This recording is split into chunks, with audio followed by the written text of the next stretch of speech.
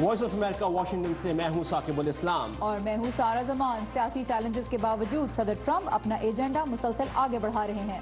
Washington में होने वाली सरगर्मियों पर बात करेंगे कुछ ही लम्हों में। इसके अलावा आज के शो में और क्या कुछ शामिल है, देखते हैं उसकी एक झलक। ये है वॉइस ऑफ अमेरिका की पेशकश व्यू 360। अमरीकी सदर ट्रंप के फैसले और इक़्तिदार के ऐवानों में गर्दिश करते सवालात। गम के अंधेरों में उम्मीद की किरण कैसे ढूंढी जाए।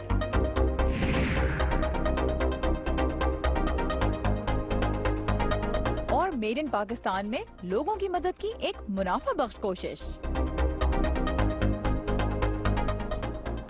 अमरीकी सदर डोनाल्ड ट्रंप ने वफाकी तहकीकाती इदारे FBI के डायरेक्टर जेम्स कोमी को गुज़िश्ता हफ्ते किन हालात में ओहदे से बरतरफ किया, इस बारे में खुद सदर के अपने बयानात में बहुत से नए सवालों को जन्म दिया है।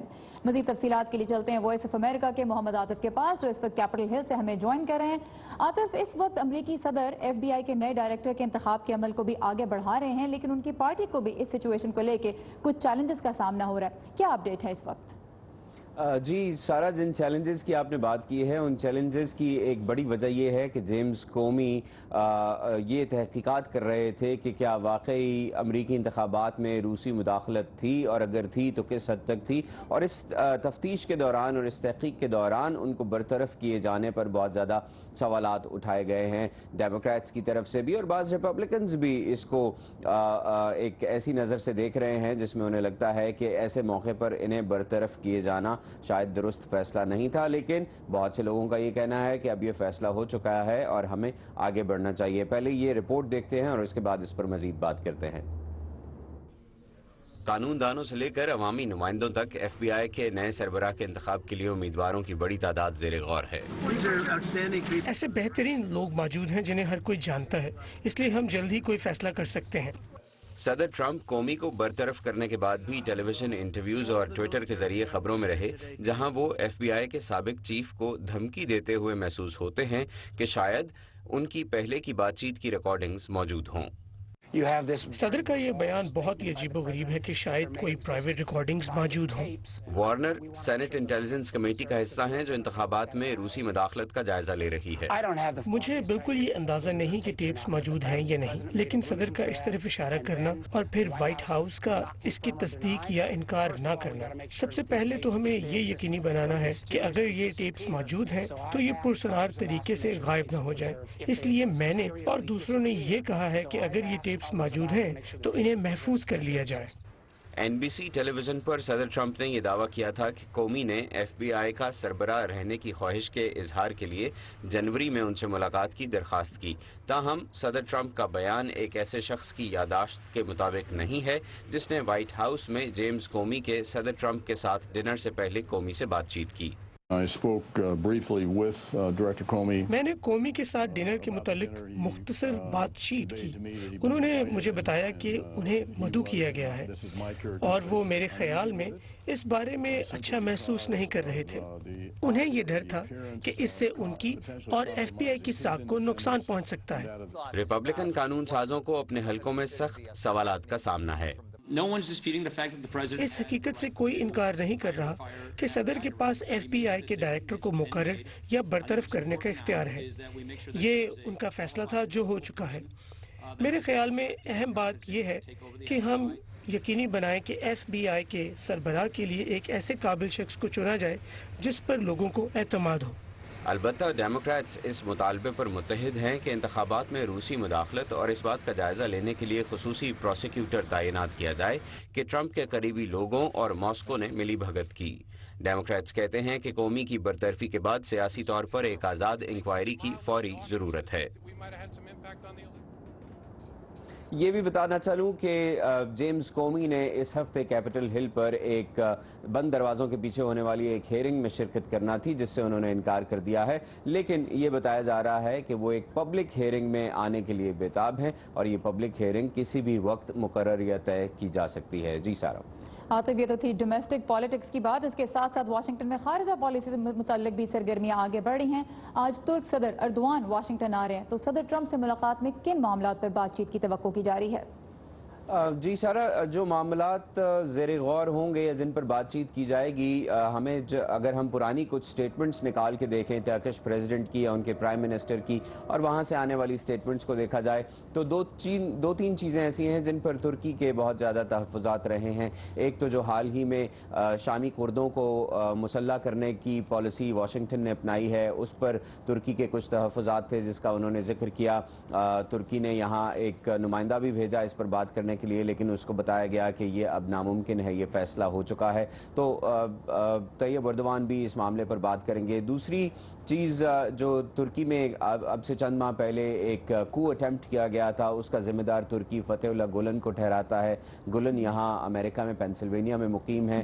ترکی یہ مطالبہ کر رہا ہے کہ ان کو ترکی کے حوالے کیا جائے۔ اس پر بھی ترکی نے ایک اپنا رکن بھیجا تھا یہاں بات چیت کرنے کے لیے جسٹس ڈپارٹمنٹ کا، لیکن ان کو بھی بتا دیا گیا تھا کہ یہ ممکن نہیں ہے۔ اور تیسری چیز، ایک پازیٹیو ایجنڈا کی طرف ترکی بھی بڑھنا چاہتا ہے، کیونکہ یہاں واشنگٹن میں بھی ایک نئی حکومت آئی ہے۔ صدر ٹرمپ کے اور صدر اردوان کے درمیان بات چیت بھی ہوئی ہے اس سے پہلے، اور انہوں نے ایک دوسرے کو مبارکباد بھی دی ہے۔ تو جو چیزیں آگے بڑھنے والی ہیں ان پر بھی بات ہوگی، جیسے ٹریڈ پر بات ہوگی جو اب تک 17 بلین کی ہے، اس کو مزید آگے لے جانے پر بات ہوگی۔ بہت شکریہ محمد عاطف، ہمیں اپ ڈیٹ دے رہے تھے کیپٹل ہل سے۔ Thank you Atif. اور دنیا کے بیشتر ملک اس وقت بڑے سائبر حملے کی لپیٹ میں ہے، اور امریکی سافٹ ویئر کمپنی مائکروسافٹ کا کہنا ہے کہ اس کو خواب غفلت سے بیدار ہونے کے لیے ایک وارننگ کے طور پر دیکھا جانا چاہیے۔ جمعے کے روز 150 ملکوں میں کم از کم 1 لاکھ اداروں پر سائبر حملہ ہوا۔ حملہ کرنے والے وائرس نے صارفین سے ان کے کمپیوٹرز کا کنٹرول چھین لیا اور واپس دینے کے لیے ہر یوزر سے کئی $100 کے تاوان کا مطالبہ کیا۔ ماہرین کا کہنا ہے کہ اب تک 2 لاکھ سے زیادہ کمپیوٹرز اس حملے کی زد میں آ چکے ہیں، جس میں اضافہ بھی ہو سکتا ہے۔ وانا کرائی نامی رینسم حملہ تیار کرنے والوں نے متاثرین کو بتایا کہ تاوان ادا نہ کرنے کی صورت میں 3 روز کے اندر طلب کردہ رقم 2 گنا ہو جائے گی۔ اور سارا یہ جو حملہ ہے اس میں دیکھا یہ گیا ہے کہ بینکس، ٹرانسپورٹ کمپنیز، ہاسپٹلز اور حکومتی ادارے ہیں ان کو نشانہ بنایا گیا ہے۔ اور اس میں ہیکرز نے ایک ایسے سیکیورٹی گیپ کا استعمال کیا ہے جو امریکہ کی NSA نیشنل سیکیورٹی ایجنسی کے خفیہ دستاویزات اب سے کچھ سال پہلے سامنے آئے تھے، اس میں یہ گیپ نظر آیا تھا جس کو ہیکرز نے استعمال کیا۔ تو کافی بڑے پیمانے پہ یہ اٹیک ہوا ہے۔ بالکل سارا، اور اب چلتے ہیں دنیا بھر سے تازہ ترین خبروں اور منفرد فیچرز کے لیے آئیے ہماری ویب سائٹ urduvoa.com پر، جہاں اس وقت آپ کراچی میں تیزی سے ختم ہوتے ہوئے سنگل سکرین سینما گھروں کے بارے میں ایک تفصیلی فیچر پڑھ سکتے ہیں۔ اور دنیا کے مختلف حصوں میں پچھلے کچھ گھنٹوں کے دوران پیش آنے والے بعض انٹرسٹنگ واقعات اور اہم خبروں کی جھلک آئیے دیکھتے ہیں ورلڈ ویو میں۔ شمالی کوریا کی جانب سے غیر معمولی بلندی تک پرواز کرنے والے میڈیم رینج بیلسٹک میزائل کے تجربے پر جاپان، امریکہ اور جنوبی کوریا کی تنقید پر کم جونگ ان نے مزید تجربات کی دھمکی دی ہے۔ اس صورتحال پر غور کے لیے سلامتی کونسل کا ہنگامی اجلاس منگل کو بلایا گیا ہے۔ فرانسیسی صدر ایمانوئل میکرون کا کہنا ہے کہ یورپ اور دنیا کو فرانس کی پہلے سے زیادہ ضرورت ہے۔ اپنی حلف برداری کی تقریب کے موقع پر انہوں نے کہا کہ وہ فرانس کو درپیش چیلنجز سے نمٹنے کے لیے ہر ممکن کوششیں کریں گے۔ امریکی وزیر خارجہ ریکس ٹلرسن کا کہنا ہے کہ صدر ڈونلڈ ٹرمپ امریکی سفارت خانے کی تل ابیب سے یروشلم منتقلی کے مشرق وسطی امن عمل پر ممکنہ اثرات کے بارے میں فکر مند ہیں۔ دوسری جانب اسرائیلی وزیر اعظم نے کہا ہے کہ امریکی سفارت خانے کی یروشلم منتقلی سے امن عمل متاثر نہیں ہوگا۔ ملیشین حکام نے میڈاگاسکر سے آنے والی ایک پرواز سے تقریباً $2,80,000 سے زائد کی مالیت کے 325 نایاب کچھوے پکڑ لیے ہیں۔ غربت، تشدد اور مواقعوں کی کمی، یہ زندگی کی وہ تلخ حقیقتیں ہیں جن کا سامنا صرف پاکستان میں ہی نہیں امریکہ میں بھی بہت سے لوگ کرتے ہیں۔ آج ہم آپ کو لے جا رہے ہیں امریکی شہر بالٹیمور میں واقع رابرٹز ہاؤس، ایک ایسی جگہ جہاں لوگ ایک دوسرے کا سہارا بن کر اپنے دل کا بوجھ بھی ہلکا کرتے ہیں۔ ریاست میری لینڈ کا شہر بالٹیمور امریکی دارالحکومت واشنگٹن ڈی سی سے تقریباً 60 کلومیٹر کے فاصلے پر ہے۔ منشیات اور تشدد کے واقعات کے لیے اکثر خبروں میں رہنے والا یہ امریکی شہر ان مسائل کے منفی اثرات کے حل کی انوکھی کوششوں کے لیے بھی اب مقبولیت حاصل کر رہا ہے۔ ان کوششوں میں ایک نمایاں نام رابرٹز ہاؤس نامی ایک ادارے کا بھی ہے۔ رابرٹز ہاؤس ایک پر امید اور پرسکون جگہ ہے۔ جو لوگ ان حالات کا شکار ہیں، جو ہر روز موت اور تشدد دیکھتے ہیں، ہم ان کے دکھ بانٹنے اور اپنے درد بھلانے کا موقع فراہم کرتے ہیں۔ اینٹ مارچ گریئر نے 9 سال پہلے رابرٹز ہاؤس قائم کیا۔ वो समझती हैं कि ये घर इस शहर के लिए उनकी जानिब से एक छोटा सा तोहफा है, वो शहर जिसको अपने घाव भरने के लिए मरहम की जरूरत है। I lost my son. मेरा बेटा नशेई था और इस नशे ने उसकी जान ले ली। वो अपने 2 बच्चों को मेरे सहारे छोड़कर इस दुनिया से चला गया, लेकिन इन लोगों ने मुझे सहारा दिया। रोबर्टा's हाउस के बिना मैं बिखर जाता। मेरे भाई का कत्ल हुआ, वो सिर्फ 17 साल का था, लेकिन यहाँ इन लोगों ने मुझे सहारा दिया। ये जानते हैं कि लोगों तक किस तरह पहुँचना है और इस तरह उन्होंने मुझसे राब्ता किया। एनेट के मुताबिक शिकागो, डेट्रॉइट और लॉस एंजलिस जैसे अमरीकी शहरों में जहां कत्ल जैसे जराइम की शरह में इजाफा हो रहा है, वहीं इन हादसों से मुतासिर होने वालों को सहारा देने की भी बहुत जरूरत है। इस काम की जरूरत सारी दुनिया को है और बहुत अच्छा होगा अगर पाकिस्तान, इंडिया और दूसरे तरक्की पजीर ममालिक में हम ये काम कर सकें, ताकि वो बच्चे जो हर रोज हादसा देखते हैं वो अपने दुखों से लड़ना सीख सके। यहाँ सबकी कहानियाँ अलग हैं, लेकिन मकसद एक ही है, मुसीबत का शिकार लोगों की मदद करना। रॉनी डनकन की रिपोर्ट के साथ सहर Majid, Urdu VOA, Baltimore, Maryland.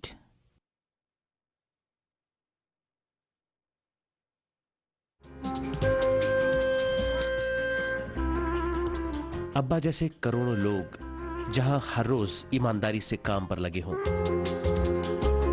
चाहे वो दफ्तर में हो या खेतों में, सड़कें हों, बॉर्डर्स, खेल का मैदान या कोई इंटरनेशनल स्टेज। जब पाकिस्तान का नाम रोशन करने वालों की कहानियां कहने के लिए हमारे पास वक्त कम पड़ जाए, जब पूरा मुल्क ही खुद को आगे ले जाने में लगा हो, तो फिर दुनिया भर में उसका परसेप्शन मुट्ठी भर लोग क्यों बनाते हैं? We are almost there, but not there yet. लगता है थोड़ी मेहनत और करनी होगी हमें भी। व्यू 360 सिर्फ आज न्यूज़ पर। और जैसा कि हम सहर की रिपोर्ट में देख रहे थे कि तशद्दुद और सदमे से भरपूर हालात का सामना लोग अपने अपने अंदाज से करते हैं। शाम से ताल्लुक़ रखने वाले अबू अली एक बेकर हैं और साथ ही साथ आर्टिस्ट भी हैं जो कारतूसों और बमों के खौल से आर्ट तख्लीक करते हैं। उन्होंने कारतूसों से एक घड़ी बनाई है जो ये बताती है कि उनका शहर दिन के हर लम्हे मुश्किलात में घिरा हुआ है। इसके अलावा भी उन्होंने बहुत सी मुख्तलिफ चीज़ें बनाई हैं जो आर्ट तो हैं ही, लेकिन उनकी ज़िंदगी की तल्ख हकीकतों की अक्कास भी हैं। अबू अली का कहना है कि वह गौता के शहर में अपने आर्ट की नुमाइश भी करना चाहते हैं। और सारा आज है पीर का दिन, और पीर के दिन हम आपके लिए लेकर आते हैं हमारा खुसूसी सेगमेंट मेड इन पाकिस्तान। इस सेगमेंट में आपकी मुलाकात होती है बहुत ही अमेजिंग पाकिस्तानियों से, और आज हम मिलेंगे मोइज़ जावेद से, जिन्होंने 2010 के सैलाब ज़दगान की मदद के लिए टी शर्ट्स बनानी शुरू की। और आज उनका कारोबार सिर्फ लोगों की मदद ही नहीं कर रहा बल्कि बड़े बड़े ब्रांड से मुकाबला भी कर रहा है। तो आइए देखते हैं मोइज़ की कहानी।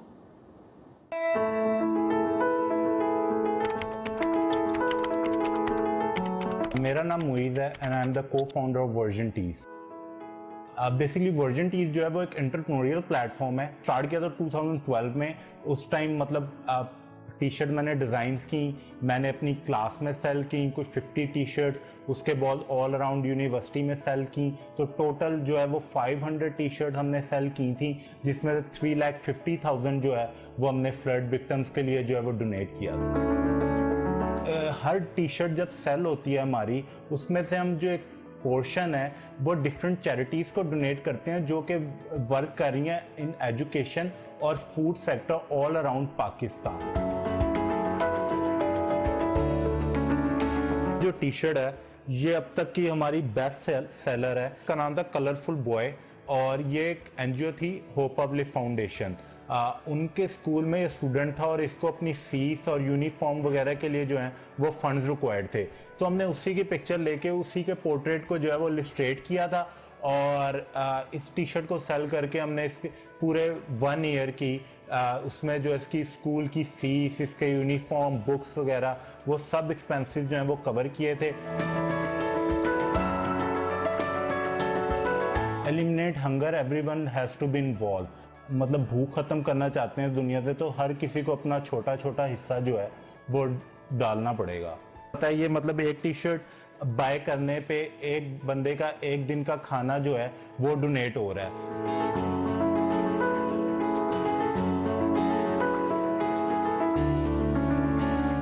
میرا نام عبد الواسع ہے اور میں ورجن ٹیز کا ایک ریگولر بائر ہوں. یہ شرٹ ابھی میں نے پہنی ہوئی ہے, یہ بھی میرے خریدنے کی ایک وجہ یہی تھی کہ بیکاز اس کی ساری سٹوری انہوں نے شرٹ کی بیک پہ لکھی ہوئی ہے, جس میں یہ بیسکلی فوکس کر رہے ہیں women education in tribal areas, جن جگہوں پہ پیرنٹس اپنے بچوں کو پڑھانا چاہتے ہیں, بچے پڑھنا چاہتے ہیں, but they don't have the money کہ جا کے اسکول کی فیس دے سکیں, اپنی اسٹیشنری کا پے کر سکیں, بکس کا پے کر سکیں. سو اس شرٹس کی ہر سیل کے اوپر سرٹن پرسنٹیج ہم لوگ وہاں ڈونیٹ کر رہے ہیں.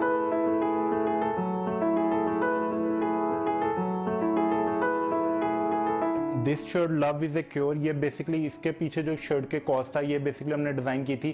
فاطمی فاؤنڈیشن ہے جو کہ تھیلیسیمیا کے بچوں کے لیے جو ہے وہ کام کرتی ہے. تو جب شرٹ پہننی ہے تو why not support a cause as well.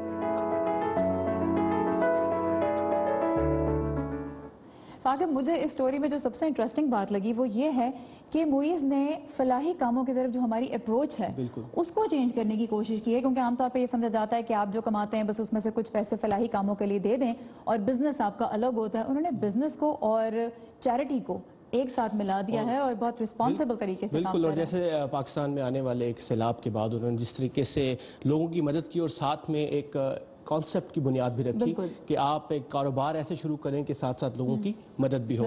اور اسی طرح بالکل, اور اسی طرح ہم نے رابرٹس ہاؤس کے بارے میں جو رپورٹ دیکھی ساحر ماجد کی, اس میں بھی یہی تھا کہ کسی بھیانک واقعے کا سامنا کرنے والے لوگوں کو کس قسم کی مدد چاہیے ہوتی ہے اور کیسے ہم ان کی مدد کر سکتے ہیں. ویل خیر, اسی موضوع پہ مزید بات کرنے کے لیے ہمارے ساتھ ہیں ڈاکٹر عمر احمد جو کہ ایک سائیکیٹرسٹ ہیں, اور ہم ان سے پوچھنا چاہیں گے کہ ڈاکٹر عمر یہ بتائیے, عمر رحمان یہ بتائیے کہ یہ جو جب کسی بھیانک واقعے کا یا حادثے کا سامنا ہوتا ہے تو ان کے بعد انسان کس قسم کی سٹیجز سے گزرتا ہے, کیا کیا ہوتا ہے اس کے؟ دیکھیں, پہلی بات تو یہ کہ جو بھیانک واقعہ ہوتا ہے وہ بالکل ایک طرح سے ایک غیر معمولی چیز ہوتی ہے جس کے بارے میں کسی کو کوئی اندازہ نہیں ہوتا.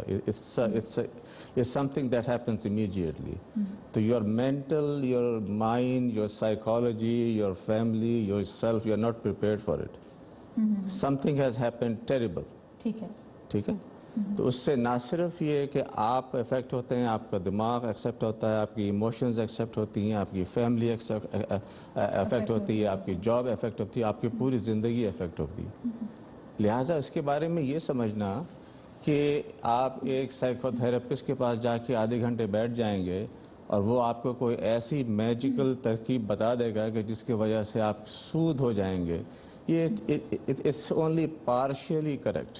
ٹھیک ہے, تو اس کے لیے ایک کمپریہنسو اپروچ کی ضرورت ہوتی ہے. تو یہ کوئی بندہ کیسے یہ فیصلہ کر سکتا ہے کہ اب مجھے کاؤنسلنگ کی ضرورت ہے آپ کی جگہ؟ بالکل بالکل. تو جو ایکیوٹ ٹراما ہوتا ہے اس کی سٹیجز ہوتی ہیں. ٹھیک ہے, سب سے پہلا جو یوزول ٹائم جو ہوتا ہے ایک آدمی کو ریکور کرنے کا ٹراما کے لیے, والدہ کا انتقال ہو گیا, والدہ کا انتقال, والد کا انتقال, تو والد اور والدہ تو پہلے سے ضعیف ہوتے ہیں, تھوڑی بہت آپ کو ذہن کے اندر آپ پہلے تو تیار ہوتے ہیں کہ بھئی وقت آنے والا ہے. بچے کا انتقال ہو گیا, 6 سال کے بچے کا, ٹرین نے کاٹ دیا اس کو, خاص طور پہ کسی وائلنٹ ایکٹ, آگ لگ گئی, سارے ممبرز مر گئے. تو یہ اس کے لیے اب جو یہاں پر امریکہ میں تو یہ رواج ہے کہ یہاں پر سپورٹ گروپس ہوتے ہیں جو کہ کسی بھی حادثے یا صدمے کی صورت میں لوگوں کی مدد کے لیے ان کا ساتھ دیتے ہیں. تو یہ گروپس کس طرح کام کر سکتے ہیں اور یہ کانسیپٹ کیا ہے جو کہ دوسرے ملکوں میں بھی رائج کیا جا سکتا ہے؟ جی ہاں بالکل. تو یہی جو جب ہم کمپریہنسو ٹریٹمنٹ کی بات کرتے ہیں تو یہ تمام چیزیں رول پلے کرتی ہیں. ایک تو یہ کہ اس کو جو پیشنٹ ہے اس کو ضرورت ہوتی ہے سپورٹ کی, from the family, from professionals, from medications if necessary, psycho social support. باپ مر گیا, اب جیسے کہ فائرنگ ہوتی ہے, ایک آدمی پالنے والا ہے, ٹھیک ہے, اس کے 6 بچے ہیں, وہ مر گیا, اب آپ کو جتنی مرضی اس کی سائیکو تھراپی کر دیں ان کے پاس کھانے کو تو ہے نہیں. تو اسی طرح psycho social support, psychological support, family support, اور پھر support from the support group. Support group کا جو امپورٹنس ہے وہ یہ ہے کہ جب کوئی آدمی اپنے ٹرامے کے اوپر گزرتا ہے نا تو وہ یہ سمجھتا ہے کہ وہ دنیا کا بدقسمت ترین آدمی ہے اور اس کے اوپر جو قیامت بیت رہی ہے کسی کو اس کا اندازہ ہی نہیں ہے.